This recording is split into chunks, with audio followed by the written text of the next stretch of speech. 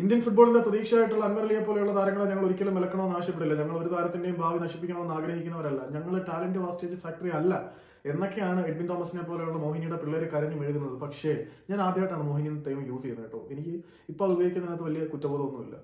നമ്മൾ മോഹൻ ബഗാൻ സൂപ്പർ ജയൻസിനെ ഒരുപാട് തവണ പോയിട്ട് സംസാരിച്ചിട്ടുണ്ട്. അവരുടെ ട്രാൻസ്ഫർ പോളിസിയുടെ കാര്യത്തിലായാലും അവരുടെ ഒരു കണ്ണിങ് സ്റ്റുഡൻസിനെയൊക്കെ നമ്മൾ ഒരുപാട് അപ്രീഷിയേറ്റ് ചെയ്തിട്ടുള്ളതാണ്. പക്ഷേ അൻവർ അലിയുടെ കാര്യത്തിൽ അവർക്ക് ഒന്ന് മര്യാദ കാണിക്കാമായിരുന്നു.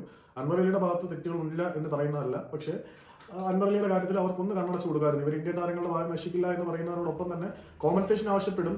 അതൊക്കെ ഇവിടെ ഇമ്മീഡിയറ്റ് എഫക്റ്റിൽ അൻവർ അലിയെ ബാൻ ചെയ്യണമെന്നൊക്കെ പറഞ്ഞ് മെഴുകിയന്മാരാണ് ഞങ്ങൾ അവരുടെ ഭാഗം നശിപ്പിക്കില്ല എന്നൊക്കെ പറയുന്നത്.